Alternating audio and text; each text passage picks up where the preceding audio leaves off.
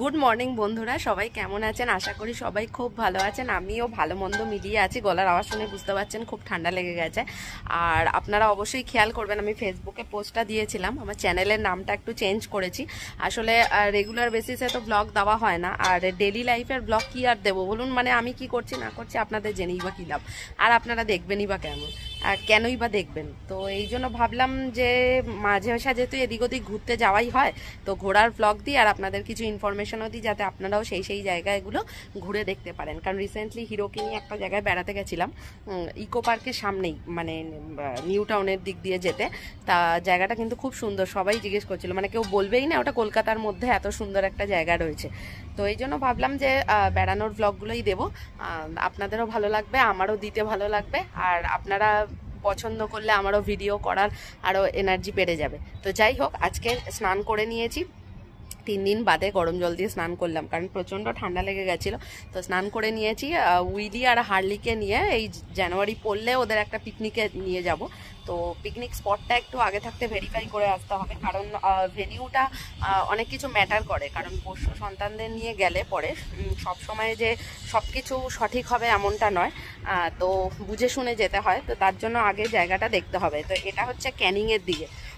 তো এবার আমি এখন রেডি হয়ে বেরোবো। বেরিয়ে কেমনভাবে পৌঁছচ্ছি, কিভাবে যাচ্ছি, কতক্ষণ সময় লাগছে, সব কিছু আপনাদের সাথে শেয়ার করব। তো সাথে থাকুন, আমি আপনাদের সাথে শেয়ার করছি। চলুন রেডি হয়ে যাওয়া যাক। এই চটপট করে রেডি হয়ে নিলাম। রেডি মানে এত কিছু করেছি কারণ বাইকে যাব, প্রচণ্ড ঠান্ডা, আর অলরেডি আমার জ্বর হয়েছিল, আরও জ্বর যদি হয়ে যায়। তো যাই হোক, রেডি হয়ে গেছি, চলুন তাহলে যাওয়া যাক।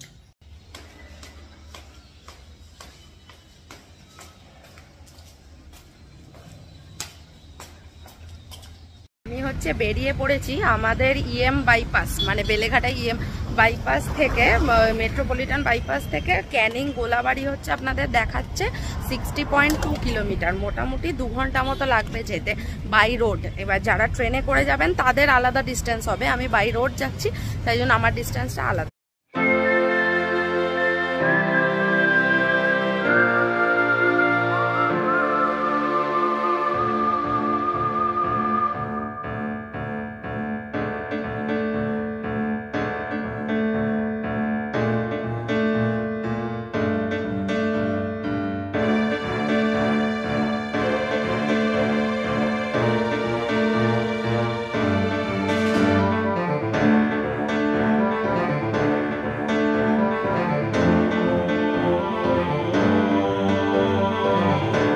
এবার বেরিয়ে পড়েছিলাম, বেরিয়ে পড়ার পর এখন পৌঁছালাম, মানে প্রায় আধ ঘন্টার ওপর হয়ে গেছে।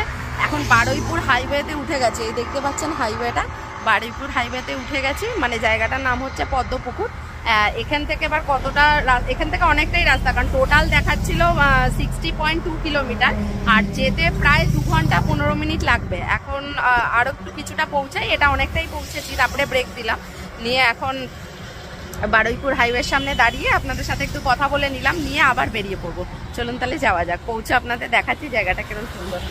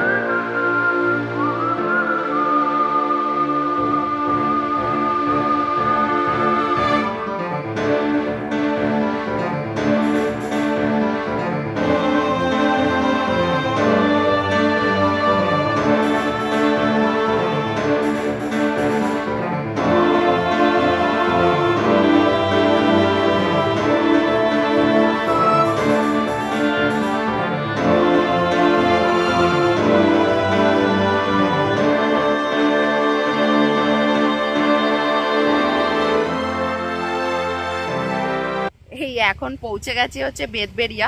আমরা বারুইপুর হাইওয়েটা ধরেছি, তাই জন্য এই দিক দিয়ে পৌঁছচ্ছি, মানে বেদবেরিয়া, চাম্পাহাটি, এই ভিতর দিক দিয়ে মানে কুলারি, এই সমস্ত জায়গাগুলো পাস করে আমরা যাব। এবার ব্যাক করার সময় ভাবছি বাসন্তী হাইওয়েটা, পুরোটা হাইওয়ে পড়ছে না, কিছুটা আবার আপনার ভিতর দিয়ে পড়ছে, তো রাস্তাঘাটে যাতায়াতে খুব অসুবিধা হয়ে যাচ্ছে। তো এই দেখুন কি সুন্দর, এই যে গরু আছে, ক্ষেত আছে চারিপাশে। দাঁড়ান ব্যাক ক্যামেরা দেখাই। মানে আমাদের কলকাতায় এত উঁচু উঁচু বিল্ডিং আর বাড়ি ঠাড়ি, মানে এত গ্রিন দেখাই যায় না। এই যে একজন, কিরে কিরে, এই দেখুন আবার সাড়া দিচ্ছে। তবে দিনের আলো থাকতে থাকতে পরিবেশটা ভালোই লাগে। রাতের বেলা কি হবে জানা নেই, কারণ একটাও লাইট পোস্ট নেই, লাইট পোস্টের আলোও নেই। এটাও ওয়ান টাইপ অফ হাইওয়েই বলা যায়, কারণ প্রচুর গাড়ি যাচ্ছে, কেউ কোনো ট্রাফিক রুলস মেনটেন করছে না। আর সব থেকে বড় জিনিস হচ্ছে এখানকার মানুষদের মাথা হচ্ছে নিরেট মাথা, মানে ট্রিপলিং করে বাইক চালাচ্ছে, কেউ মাথায় হেলমেট পরেনি। তো কিছু করার নেই, একে যেই জায়গায় যেরকম, গলায় মোটা এটা পড়েছি কারণ ঠান্ডা লেগে যাওয়া, মানে অলরেডি তো ঠান্ডা লেগেই রয়েছে, আর যাতে না লাগে তার জন্য পড়া। তো এখন এখান থেকে বেরিয়ে পড়বো, এটা বেদবেরিয়া, আর মনে হয় আধ ঘন্টা মতো পড়বে রাস্তা, মানে ক্যানিং রোড দিয়েই যাচ্ছি। চলুন তাহলে যাওয়া যাক, ওখানে গিয়ে কিরকম কি পরিবেশ, কি সুন্দর জায়গাটা, না ভালো লাগলো কি খারাপ লাগলো দেখাই। কিছুক্ষণের ব্রেক নেওয়ার পর আবার গোলাবাড়ির উদ্দেশ্যে বেরিয়ে পড়লাম। আসলে কি চারিপাশে এত সুন্দর সুন্দর ক্ষেত আর নদী, তারপরে পুকুর, এগুলো দেখে মানে না দাঁড়িয়ে ছবি তুলে উপায় কিছু নেই, কিন্তু তাও সব জায়গায় দাঁড়াতে হলে দেরি হয়ে যাবে, মানে যেই উদ্দেশ্যের জন্য যাওয়া সেটাই ফুলফিল হবে না, এই জন্য বেরিয়ে পড়লাম। তো আমি যাব হচ্ছে গোলাবাড়ি 7 নম্বর। 7 নম্বর বলতে মানে 1 2 এরম করে অ্যাড্রেসের হয়, মানে পিনকোড যেমন হয় ওখানেও এইরকমভাবে 1 2 3 করে হয়। তো গোলাবাড়ি 7 নম্বরে আমরা যাব। ওটা একদম কিন্তু মাতলা নদীর কাছে, মানে খুব রিমোট জায়গা, খুব সুন্দর একটা ছোট্ট গ্রাম।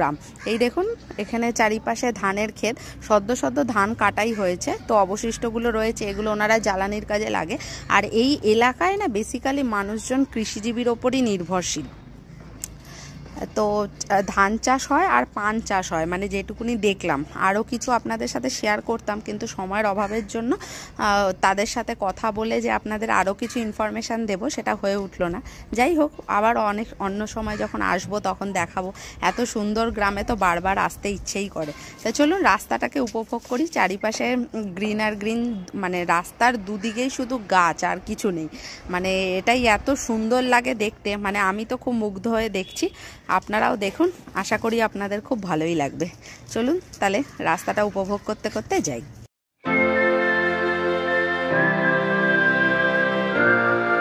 এখন গোলাবাড়ি পৌঁছে গেছি। এই দেখুন জমিতে সবে ধান কাটা হয়েছে, দূর দূরান্তে কোনো বাড়িঘর নেই, খালি জমি আর জমি। আর এদিকে এই যে দেখুন দুটো মুরগি মারামারি করছে, মারামারি করা বন্ধ করে দিল, ক্যামেরা অন করলাম আর বন্ধ করে দিল। এই হচ্ছে গোলাবাড়ি, যেখানে নাকি আসবো বলছিলাম, মানে গোলাবাড়ি 7 নম্বর, মানে এখান থেকে সুন্দরবন একদম কাছে, নদীর দিকে যাব। তো এই জায়গাটা পিকনিক করার কথা হয়েছে, কিন্তু এখানে সবে সবে ধান কাটা হয়েছে, তো এই জায়গাটা পিকনিক করার জন্য খুব একটা সেফ নয়, কারণ ওগুলোতে ওদের পায়ে লেগে যাবে।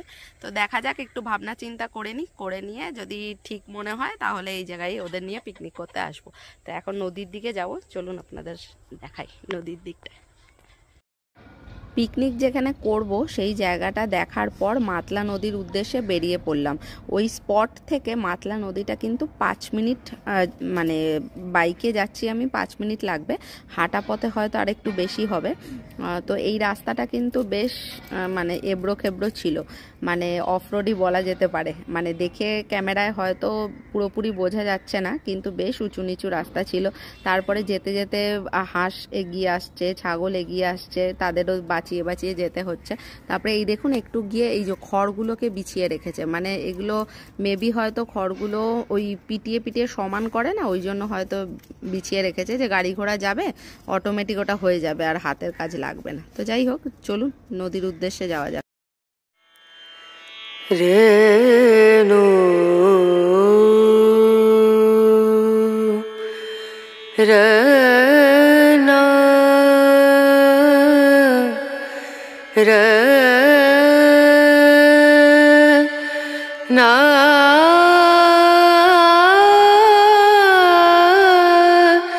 ना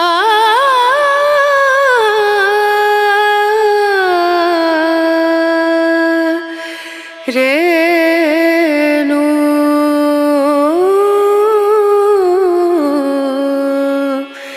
रे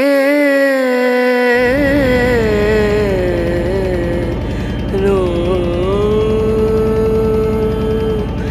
दीम दूम दना दीम दना दीम दूम दना दीम दना दीम दूम दना दीम दूम दना दीम दना उदानी ददानी दना दना उदानी ददानी दना दना दना ददियाना dim dum dana da dim dana dim dum dana da dim dana dim dum dana dana dim dana da dim dana na dana dim dana da dim dana dana da diyana diyana dana dana dim dana da dim dana dana da diyana diyana dana da dim dana dana da diyana dim dum dana da dim dana dim dum dana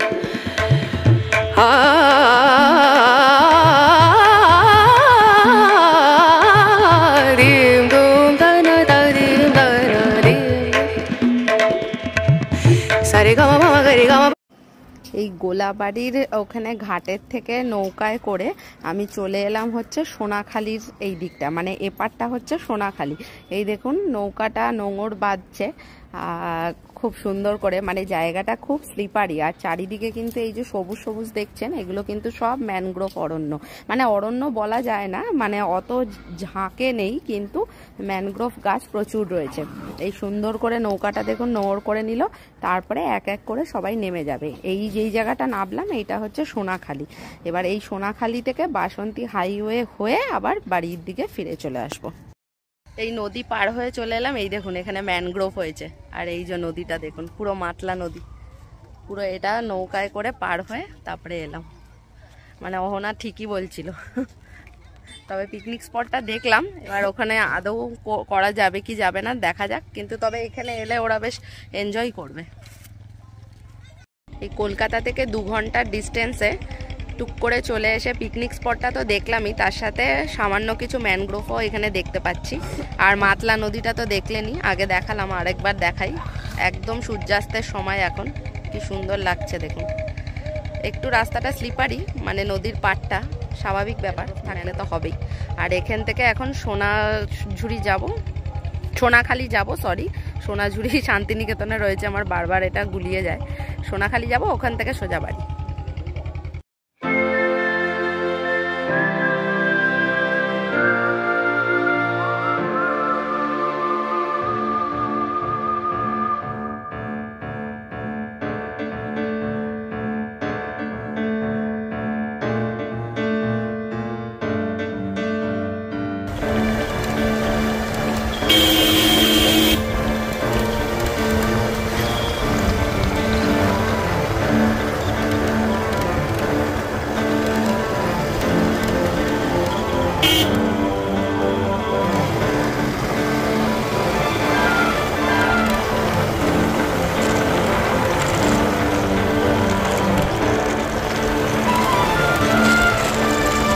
ফেরার সময় যেমনটা বলেছিলাম যে বাসন্তী highway নেব, তো এখানে এখন বাসন্তী হাইওয়েতে উঠে পড়েছি।